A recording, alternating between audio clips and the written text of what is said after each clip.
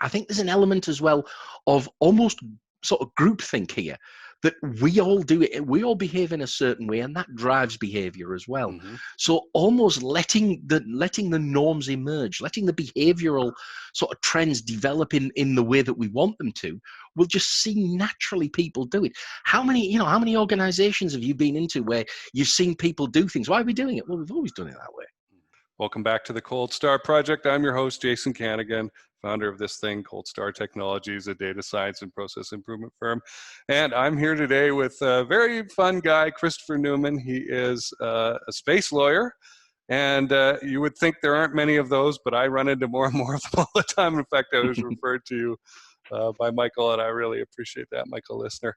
I spent some time today, Chris, looking up where Northumbria and Sunderland were, and I found out that it's about 2/3 of the way up the spine of England on your way to Scotland. That's exactly us. On the European side. And I was like, there it is. All right. Because you're a professor of space law and policy at Northumbria University, and you got your PhD in constitutional and comparison law from the University of Sunderland. And so those two things are pretty close to each other. Yes. Thanks for being here. My pleasure. Thank you so much for inviting me. I've seen the guests that you've had on. This is a great podcast. Really happy to be part of it. Well, thank you. I hope more people agree with you and listen to it and share it. And that's something that you can do, folks, is share this thing and tell other people about it who might be interested. All right. So Michael Listener referred me to you. He said you've been a great friend and really knowledgeable and all that. And I take Michael really, really seriously, as you kind of have to, right, with his point of view. And I got to know you, and I was like, hey, you've got to be on here. And so what I thought we would talk about is something that we have not covered yet on this show and in the space law field, which is environmental protection inside space law. And when you brought that up, when we were talking about Antarctica, I was like, how's that going to work?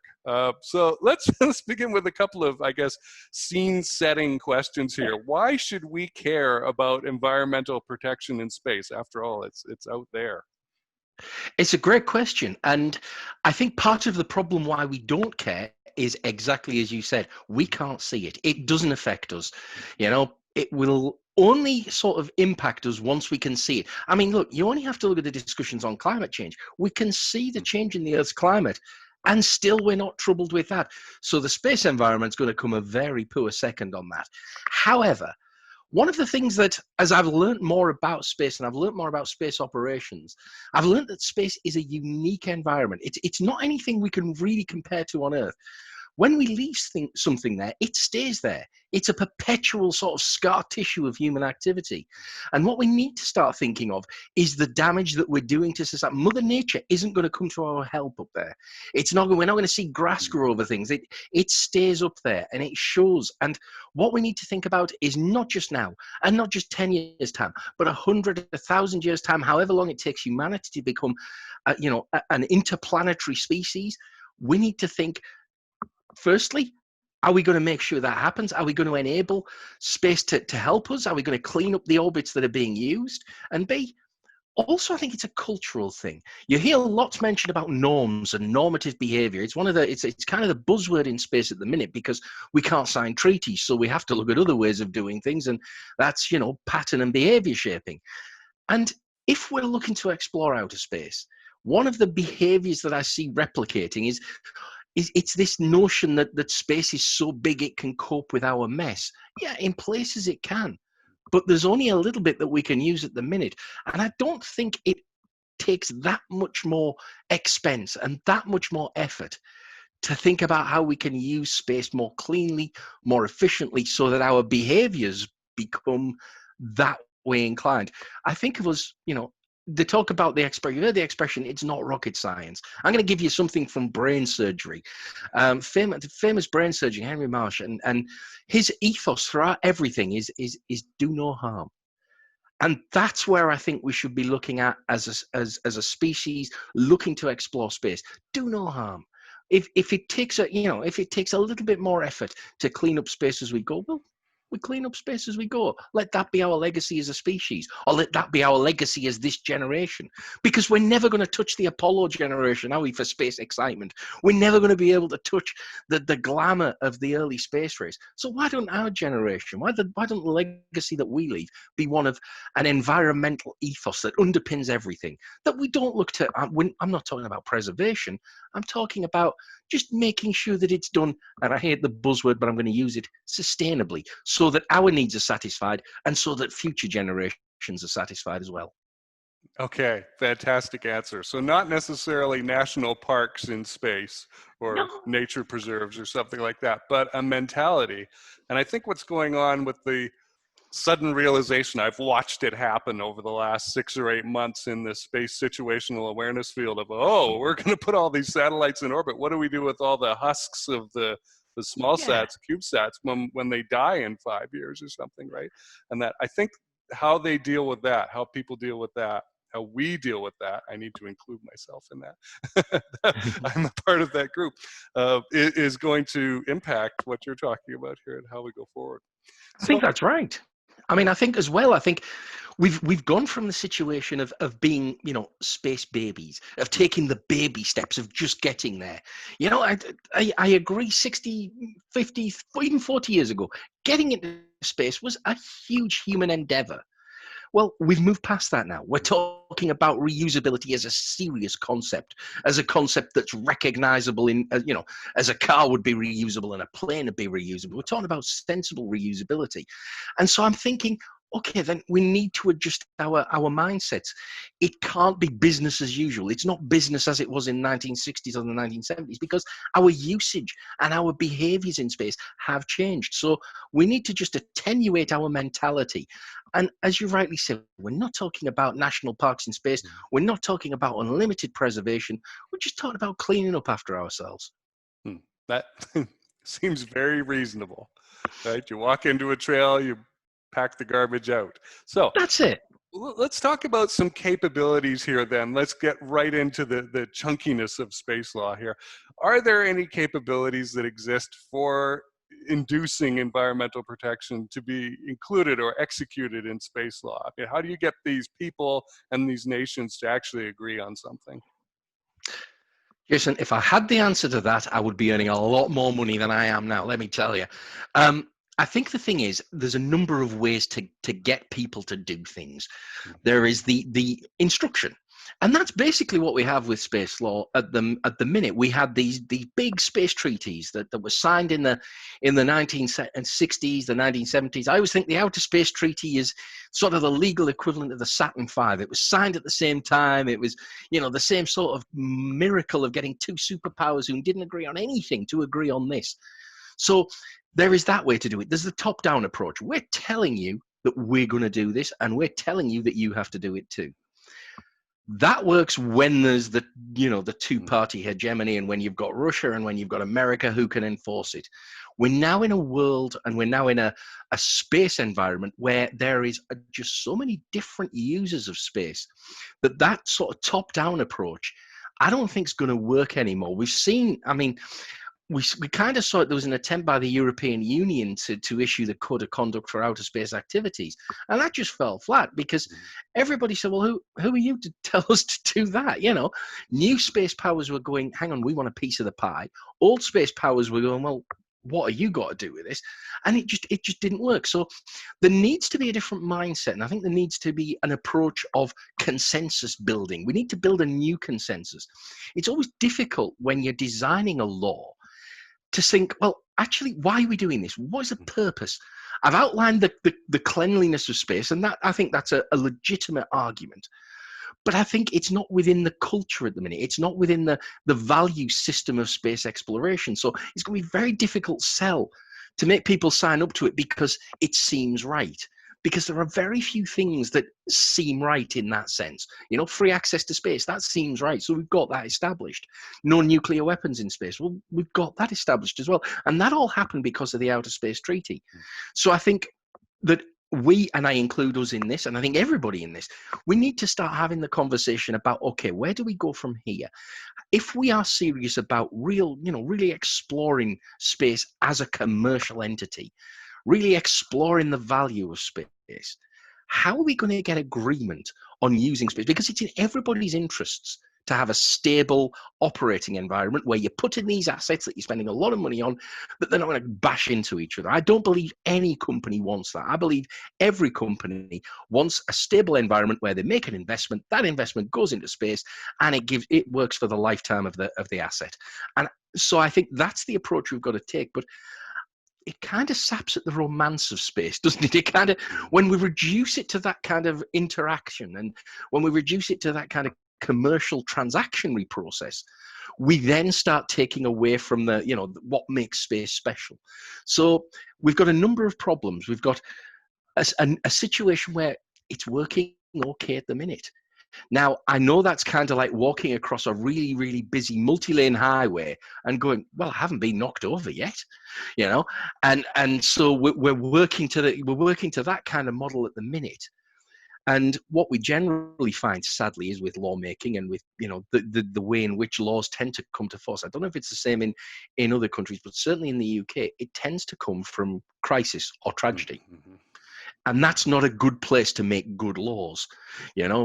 Good laws tend to emerge after a mature policy discussion with all the stakeholders feeding in, and we come with a balanced solution.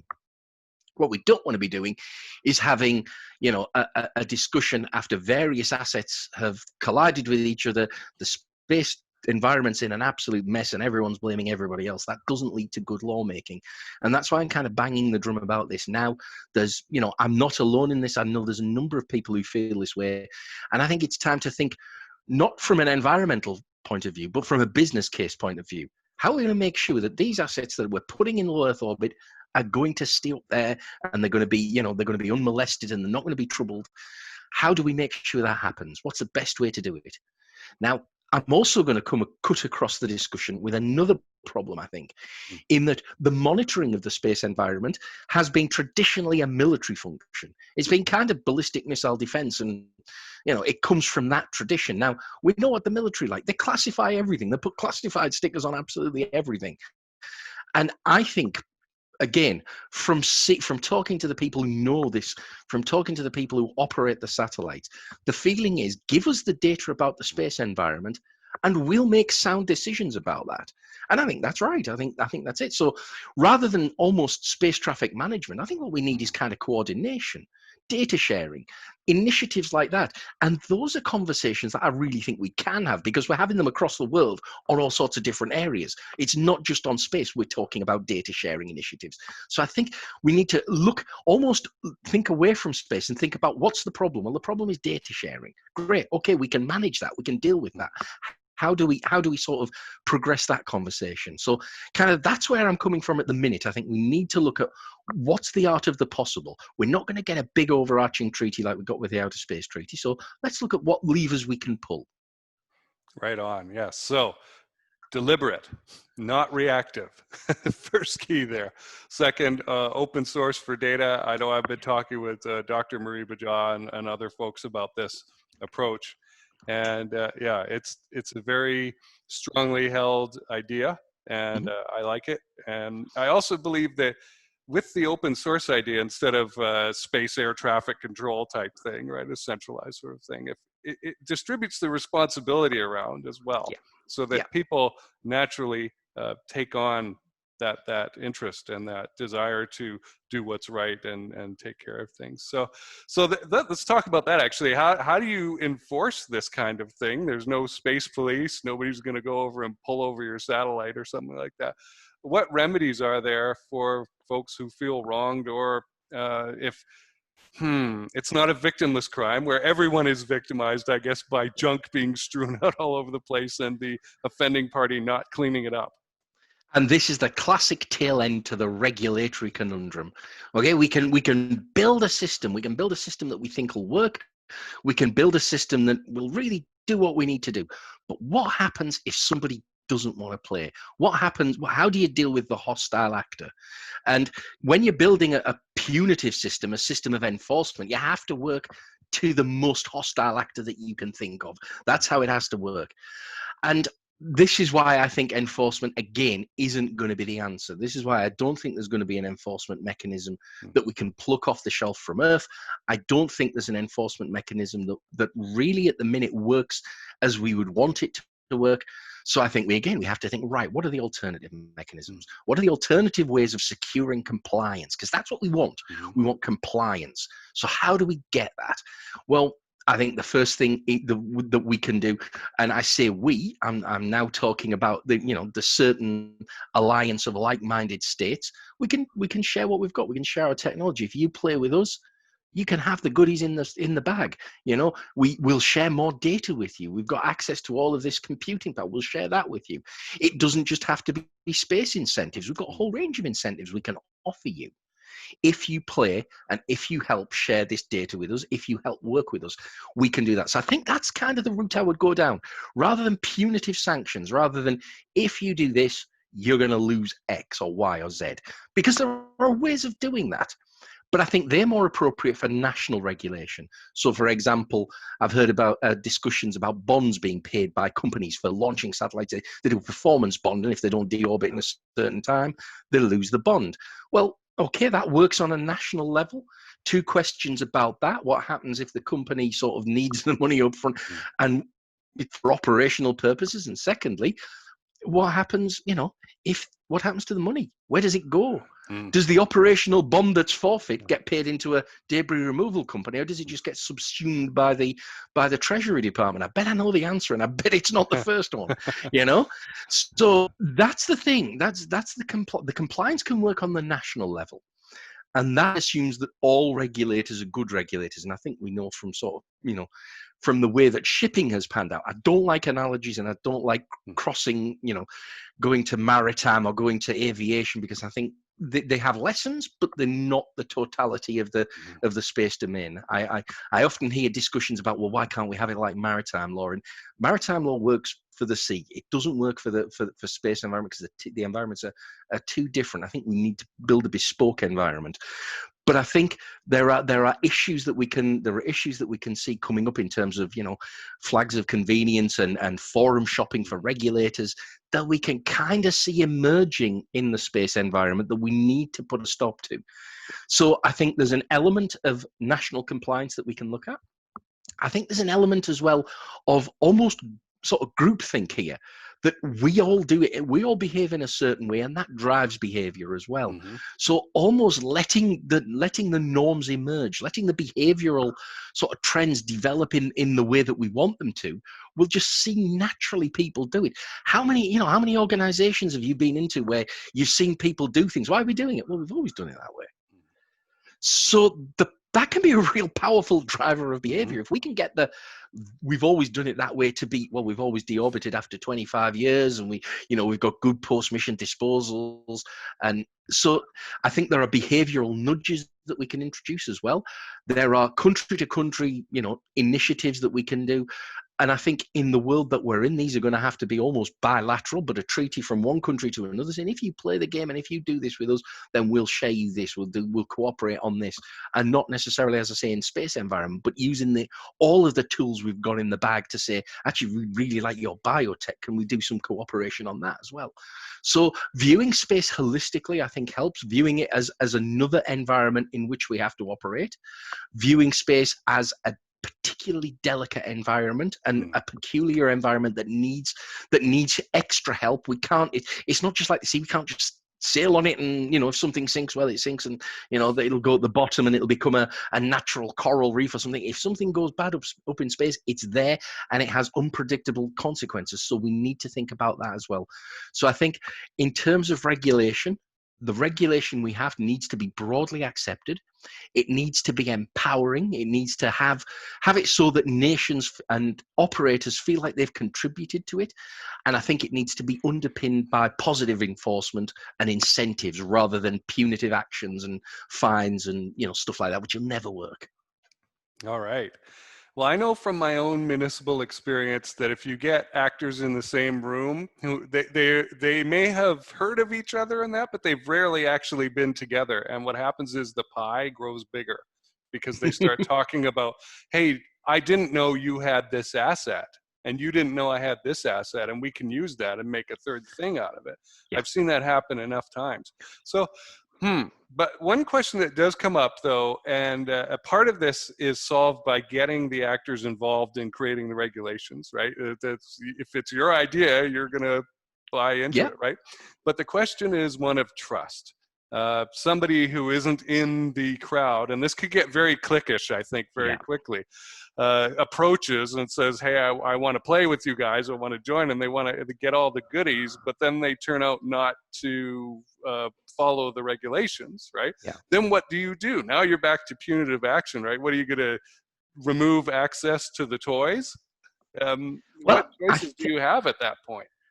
I think that's a legitimate question. And I think that's the point that we reach in space activity. What do you do when an actor just doesn't want to play? How do you deal with it? How do you deal with it if a country is engaged in jamming? How do you deal with it if a country is orbiting a satellite in particular proximity to an asset that you don't want them to orbit in? You know, these are real problems that are happening now, and there are problems that I think have really complex and layered solutions, because you're right. In an ideal world, we'd just get together, talk about it, offer various incentives, and that would manage itself. We'd share data, and that would manage itself.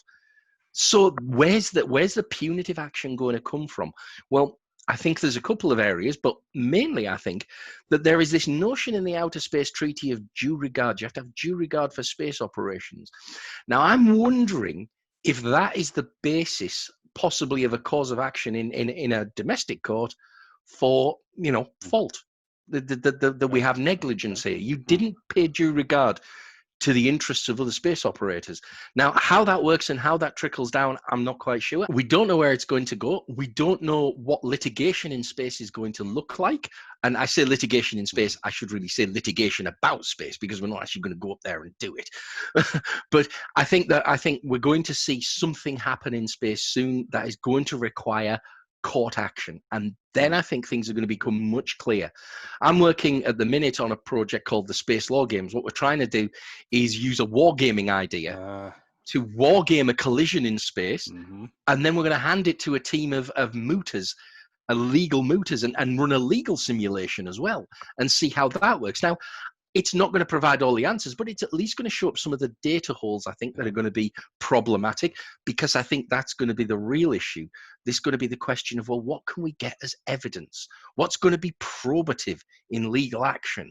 And what are we going to be able to show? Now, there may be lots that we can show. There may be areas that we can't show. And so we need to start thinking about that now, again, before the disaster happens. Because when it happens, things are going to happen very quickly. People are going to respond in crisis management mode. I mean, goodness knows what happens if something happens now with COVID interfering with all of our decision processes. So I think there's a number of pressing things that we need to think about. We need to, and you've hit the nail on the head in terms of enforcement. How do we make actors who don't want to do something do them? There's a range. I don't think there's any one answer. I think there's tools from the various boxes that we've talked about, plus generally ensuring that the majority of the space environment is stable so that they really do stand out as egregious. But I think from there on in, we then have to see, well, what other alternatives are available to us. At the minute, those alternatives aren't looking particularly sort of useful. Right. I mean, yeah, I'm all for let's get more tools out of the toolbox so that we can see them, because lots of paths, from what you've been saying to me, go to war. They end up going to war. And there's ways that you could get tricked into war doing this. It's manipulation and what I call Godzilla tail thumping of, look at me, I'm doing this, like China sending some aircraft carrier through certain straits and saying, look, we're here, right? So, and then what do you do? And as you say, in these crisis moments, things can go bad very quickly. We've already seen that a couple of times. Absolutely.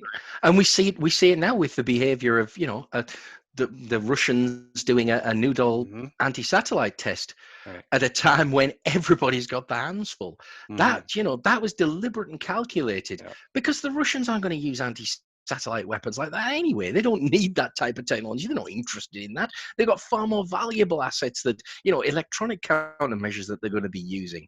So how we respond to that type of behavior is going to be really interesting. I think conflict rather than war is perhaps how I would phrase it. But, I think you're right. I think space is becoming increasingly contested in that respect, which is why I think it's even more important that we get some sort of coordination and as much data sharing as we can, because the information that is out there could potentially save lives and stop a space conflict. What we need is as much openness as we can. And I know it sounds utopian, and I can hear people at the minute sighing, going, typical academic, left-wing leaning, blah blah.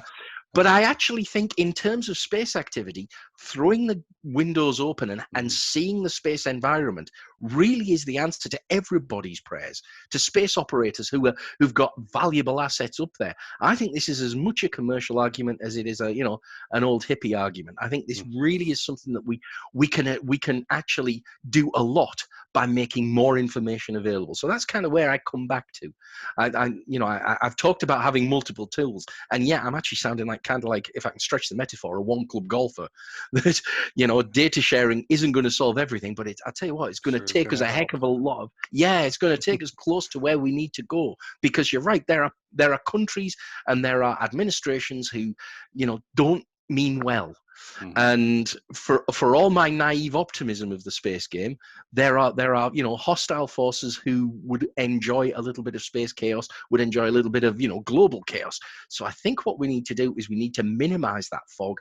We need to get as much known about the orbital environment and the orbital environments, because I think each orbit has a different environmental consideration. So I think we need to know as much as we can about that. Once we start sharing the data, once we get the data from out of the military firewall as much as we can, and that's not my phrase, by the way. That's a phrase I've stolen from a great collaborator of mine called Ralph Dinsley. Ralph, known to everyone as Dins. He's a space surveillance expert, and this is something we feel very strongly about, that we need to try and pull out as much of that tracking data as we can. Once we do that, then we'll have a better picture. Then we won't have misunderstandings. If it is bad behavior, we'll be able to see it for what it is. Right. Yeah. The cool thing is it's hard, really hard, maybe impossible to hide things in space. You can disguise maybe, but not hide. And I like the data being open, because really the question is, as you're moving towards maybe force and conflict as a resolution method, is your cause just? Right? What is the measure for that? Because you were there first? I don't know, right? But at least with the data there being open, you have something objective to point at and say, here's what happened, not just a story. And absolutely, that's really important. And it's going to be difficult enough to prove anything. It's going to be difficult enough to show what's happened. So we're going to need as much information as we can.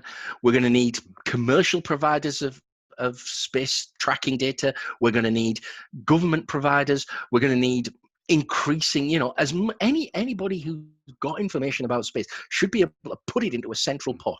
This is Jason Kanigan from Cold Star Tech, and I'm excited to share with you a new offer from Cold Star that we are bringing out to help both space founders and venture capitalists who fund space companies. And it's on two levels. The lower level is a VC who is looking at possibly funding a space company, but they just don't get it. Right? And a lot of tech founders want to come out and create some sort of technical capability, but they do not understand business. And so you'll look and you'll go, where's the customer here? Where's the business model? And they'll go, but I want to make rockets or something, right?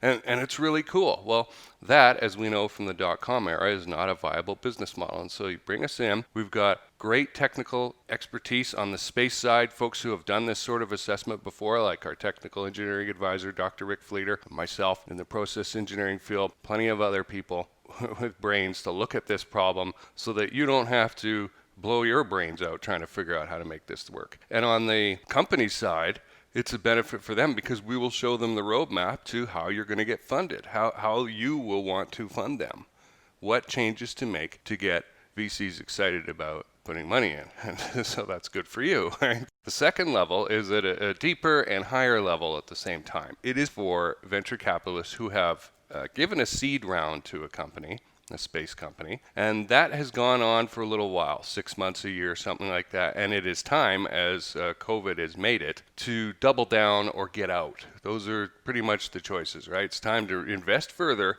in a thing we already know, which seems to be the direction VCs are going in right now. They don't seem to want to look at new things or stop, just kill the project. And so the good news is, in that situation, there's a lot more going on. There's more meat for Cold Star experts to get in and analyze, right? You're going to have processes in place, whether they know it or not. We'll be able to flowchart those and maybe accurately document them for the first time so we can get some kind of value chain going in the organization. We'll be able to test whether the leadership is the right group of people or whether you're missing something, the strategic direction, the business model, all this stuff. So if this sounds interesting to you, reach out to us. You can email me at jason@coldstartech.com or just connect with me and message me on LinkedIn. That's probably the best way to do it. And I'm excited to talk to you. The kind of transformation that we're able to offer here is beyond anything you'll see out there. And as a VC, this will save you so much time and energy, right? Like if you're a VC and you've got 100 companies to look at, you've got 3 days a year to look at each one, maybe, right? That's not really good enough, is it? Wouldn't it be better to have experienced, expert space people who understand space, right? Look at this investment and tell you, here's a grade, right? Here are several grade areas. Is this thing ready to pour gasoline on the fire, or is it just going to go up in smoke? This is Jason Kanigan from Cold Star Tech. Let's get back to the interview. Because we hear a lot about data from space, the downstream stuff. But what we need is data of space. We need to know what's going on up there. And I think that will provide us with, if not the tools to sort out space traffic management, sort out space, but it will at least provide us with the decision-making abilities to say, okay, this is what's happened here. This is what's going to happen here. Our asset's not behaving in the way that we thought it was. That's nobody's fault. That is so we can't, it's the type of asset that might perhaps attract interest, say. Mm. And if it starts malfunctioning, it's very easy to start thinking, well, what's happening here? Is this some sort of attack? When actually it might just be, a tech failure. Right. So I think the more information we have, the more we'll be able to make those decisions and make those calls as to, right, this is hostile and actually this isn't hostile.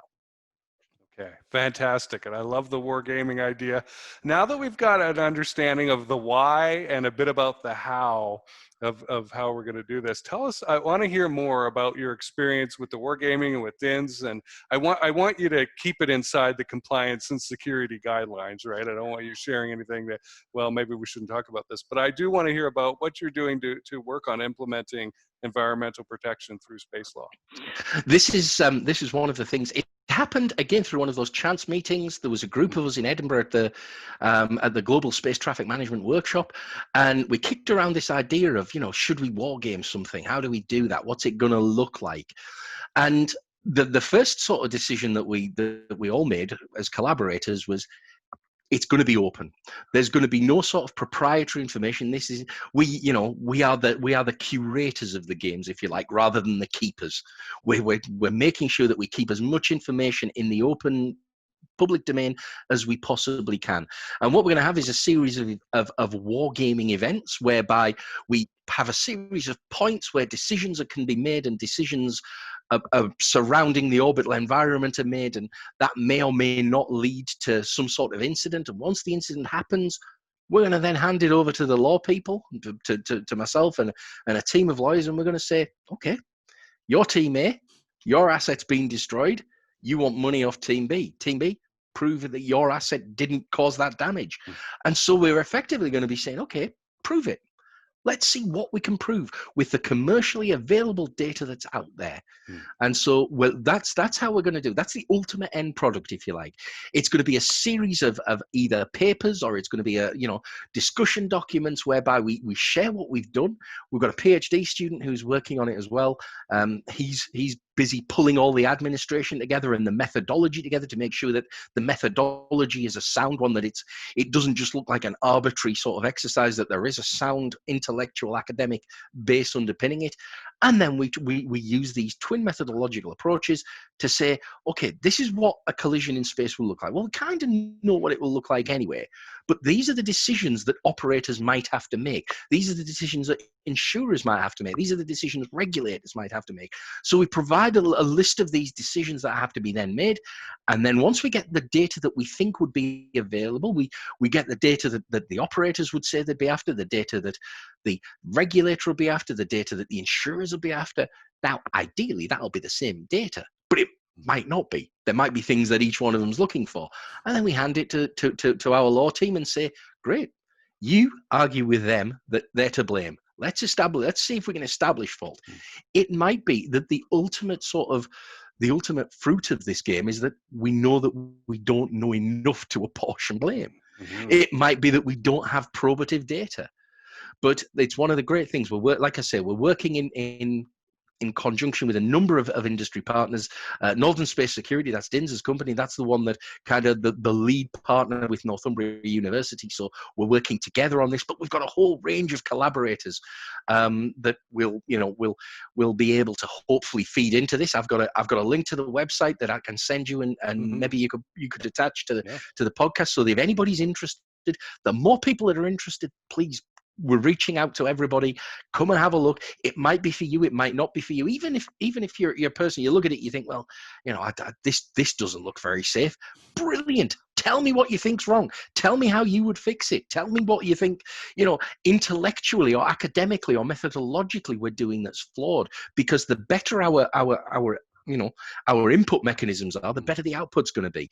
So we've got a whole range of that. So we're trying to pull together this simulation of what happens. I call it a simulation, but I'm not using it in the scientific sense of, what Marie Bajard does or what Hugh Lewis does. It's not that type of scientific simulation.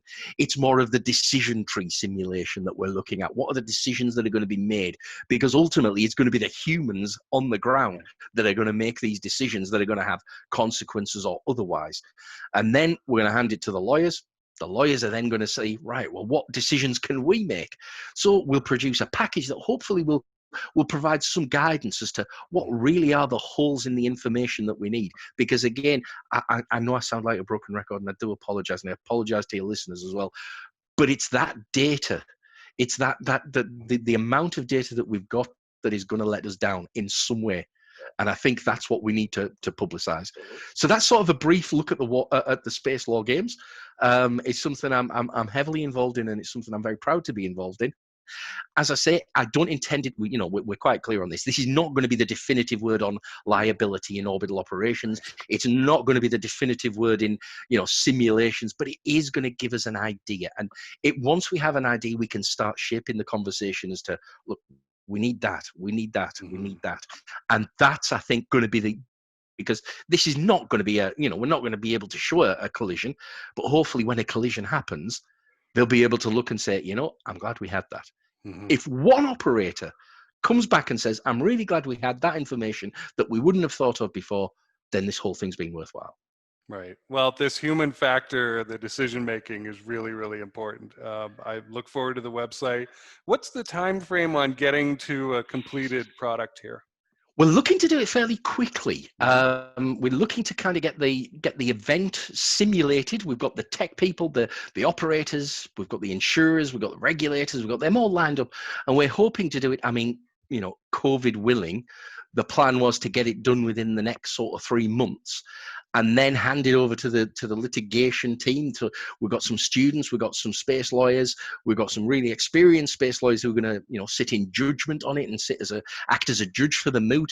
And then we're going to pass it up to the high chamber, who are going to write their own judgment on it. So I would think we'll start seeing product about this time next year. It's the aim of the game. I don't want to set too many ambitious targets, but I would like to start. You'll start seeing some outputs within the next 12 to 16 months. Okay. Well, I would love to have you back on when it comes out to discuss it and talk about your findings and the experience. Thank you so much. I think that would be be amazing. That would be really, really lovely. And I rarely get invited back places, so that would be fantastic. Huh. They probably just don't think to do it, but they should. So let's talk about in your capacity as a space law and policy professor. I am curious what things, like if you could matrix style just download some ideas into your students' heads, what would those be? It's really interesting because when I started teaching space law, I was one of the very first in the UK to do it. I think there was Frank Lyle up at Aberdeen who was doing it. There was maybe a couple of others, but it was very much, you could point to 2 or 3 universities that were doing it. There wasn't many doing it. And when I remember going into the office of the head of law at Sunderland and saying, I want to teach space law. And the first thing she did was check my breath to see if I'd been drinking, But then I told her about the dilemmas, and I told her about, and fortunately, I had a very far-thinking boss at that time. And she thought, well, okay, let's give it a go. So we gave it a go. And what we saw very quickly was that the regular legal skills that students were getting were invaluable to the space industry. Knowledge of contracts, knowledge of liabilities, knowledge of planning and property. All of the skills that we're doing were the skills that they wanted. So when I'm talking to students, the first thing I tell them, and it's something that I think is, I've got a great student. She's working at the minute. She said, "What should I do? What would be the best thing that I could do?" Get yourself a really good solid legal base, because that's what you bring to the party. That's what you bring to the space game. Whenever I go and talk at conferences, I'm always careful, and I should have said this. I normally give my rider at the beginning, actually, that I am not an engineer. I think I'm conversationally literate, and I can hold a sensible discussion with space engineers and with space operators and with the scientists, but I'm not trained. That's not my methods. And I know how careful I have to be when I say things that either they might sound ludicrous and kill my credibility, or they might be unproven and they might not be feasible, because I see it all the time when non-lawyers talk about the law. I see exactly the same traps that I fall into in engineering disciplines and in science disciplines about that's oversimplifying things. And I hear it myself when people talk about the law and then they're not versed in the legal methodology. So one of the things I advise my students, get a good solid grounding in the law, because that's where your skill set is really going to be valued in the industry. That's what people want. They want to be able to understand about intellectual property and data sharing and contract law and other such things. So kind of I came at it from an unusual position. You already told about my PhD. That was in constitutional and comparative law. But that's actually enabled me to look at the space treaties from a different angle. Most space lawyers, you talked about Michael Listener. He's an international, good, solid international lawyer, and so I come at it from a different point of view to him. And I think the reason why we work so well together is because we've got very complementary views on the way in which law operates. So I think that's the first thing I try to get into students, that actually don't forget the basics, because it's the basics that are going to get you into the space game. And the next thing is that they need to understand the space environment, because it is unique. It's not like any other environment that humans have operated in. So understand that, engage with the scientists, engage with the engineers, engage with the operators, and engage with the business people.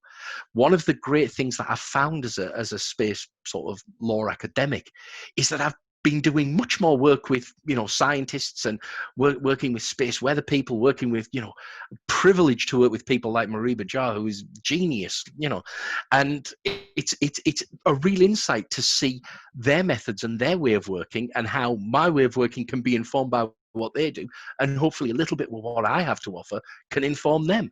So don't be frightened of the next thing I tell my students. Don't be frightened of going into disciplines that you're not an expert in, because it opens your eyes. As an intellectually satisfying experience, it's hard to beat. But actually, to understand the customer and the client base that you're going to try and offer your skills to, it's absolutely imperative. So I know they sound kind of a bit mundane, but actually know the basics of your craft, know the tools of your trade, and then embrace the environment that you're looking to be operating on. Don't pose ridiculous solutions. And then thirdly, as I've sort of alluded to, be humble enough to know that you're not an expert in the areas, in almost every area, and that you need to listen to other expertise, and listening to that and seeing the great minds at work is a rare treat. Yes, it is a lot of fun, Chris. And I will echo your third point, especially because I experienced it myself. I was afraid to enter the space field for years Yeah. because I thought, oh, I'm not a scientist. And I felt somehow I was going to be competing with these people in their fields of study that they'd spent 8, 10, 12 years or more in, right? No, come in as yourself.